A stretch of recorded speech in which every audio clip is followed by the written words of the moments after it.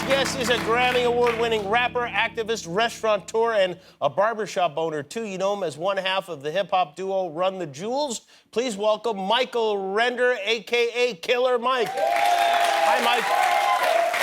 Hey, how are you, sir? I'm good. How you doing? I'm good. I have no complaints to air, man. Mike, you've been on our show with Run the Jewels. I feel like you're just as well known now.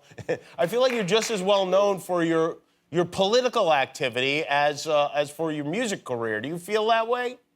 I do. First of all, let me acknowledge those 3 Run the Jewels fans that just clapped That's out right. here. Thank you. But Mike, you guys... I am as known, and in my grandmother's church, I'm far more known for being on shows like yours or others than I am even singing and dancing. But I'm appreciative to be in the group, but I'm appreciative because my grandmother never gave me a choice. I've been this way for like 30 years helping in my community, and the world decides to say, hey, we're paying that some attention, so I'm happy for that. Your grandmother is the person in your life who made you the man that you are today, who cares about things. Yeah, her and my grandpa. I grew up in a 2-parent household. They were just very old and not my actual parents. Speaking of very old and not your actual parents, do you still talk to Bernie now that he's not running? Yeah, man, I talked to the OG, man. He said he doesn't think people should call him on his birthday. So I think I just shot him a text message, but he called me on mine. And we talk about once every month or so. I talked to Ben from Ben and Jerry's like weekly, though. He's one of them OGs who really knows how to use this technology. You know, they just legalized marijuana up in Vermont, so you might have to get up there. Ben and Jerry's stock is going to go through the roof, and you might want to get up there and show Bernie the ropes, you know? I definitely would love to smoke with Ben and Bernie. Ben and me are going to burn one. Get Ben and Bernie to get out. That would be quite a. I would like to be a part of that if that ever happens. You live. I would love for that to happen as well. Shouts out to Run the Jewels, the marijuana company. You live in Atlanta. You are. I do. Are you with your family? Are you guys at home being careful? We're a big blended family. So my wife married me and 4 kids. The 2 adult children, we don't trust the crowds they hang around because they still party. So we don't want them to see us as much. But the 2 younger kids, I see. Mikey and Pony Boy, we see more often. And we love hanging out. School is an adjustment. Pony Boy is 18, Mikey is 13 and smarter than anyone else in the house. Is he named from the book, from The Outsiders? Absolutely. My grandfather and I loved the movie, and I loved the book as a kid. So I figured what better thing than to actually name a black child Pony. Yeah, right. Stay gold, you know? I mentioned you own some barbershops. How many barbershops do you have? We have 3. My wife and I own the swag shops, the shave, wash, and groom shops. They're like traditional style, London style barbershops. You get an old traditional style haircut. And with it, it's like we're growing. So for the next 24 months, we're in the process of opening 10 more shops.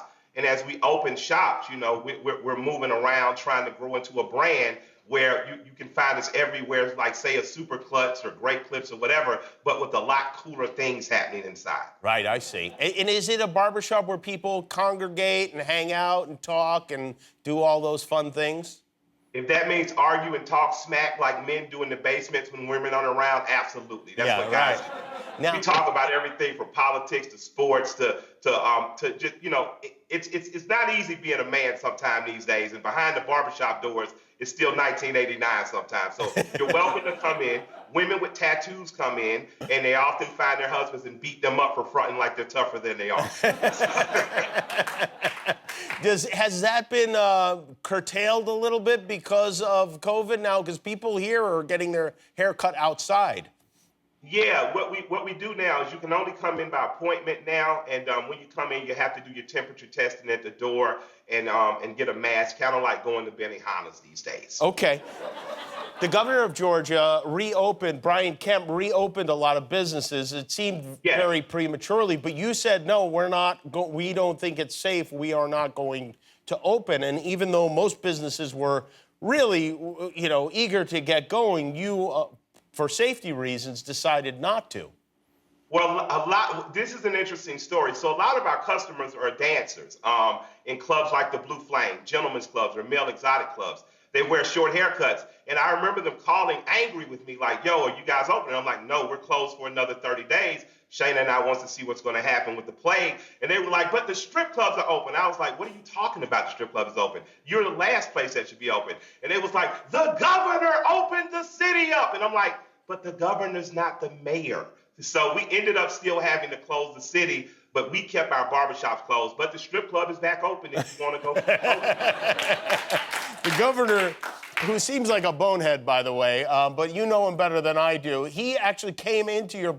Oh, you met with him, right? And people got upset because you met with him, which is interesting. Yeah, people were upset, and now I don't understand, because if you pay taxes in a municipality, including city, state, or county, you should want to meet with your county officials. And I picked that up from Betty Clunce. That's my grandmother.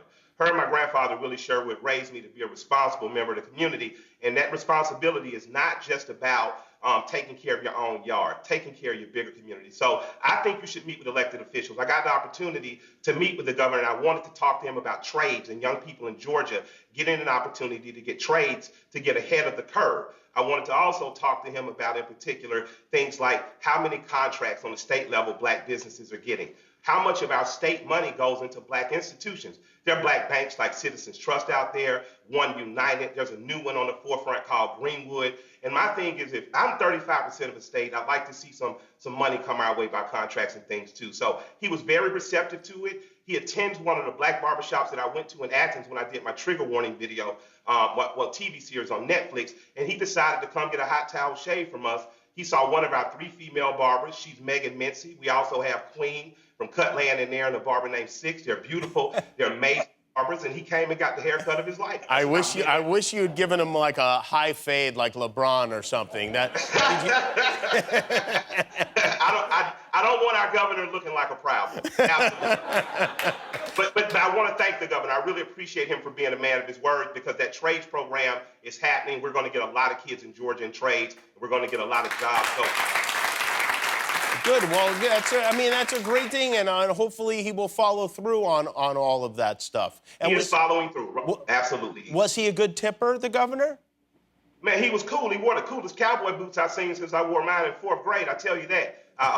For a governor, I didn't expect him to be as hospitable as he was in terms of giving of his time. He spent a lot of time, and actually he was my first text of the morning. And I was like, wow, for a governor to be hitting you and not have a warrant on you is a pretty cool thing.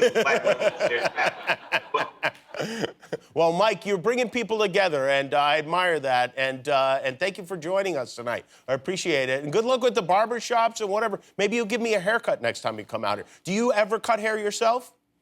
I don't, but when you come, we're going to take you to the swag shop to get a haircut. Then we're going to take you to a restaurant called Bankhead Seafood that T.I. and I own. And then we're going to smoke some Run the Jewels weed and listen to Run the Jewels 40. That sounds like a deal. Killer Mike, everybody. We'll be right back with Norah Jones. Hi, I'm Jimmy Kimmel. If you want to see all our latest videos, click the subscribe button. And if you don't, click anyway and close your eyes when they come on.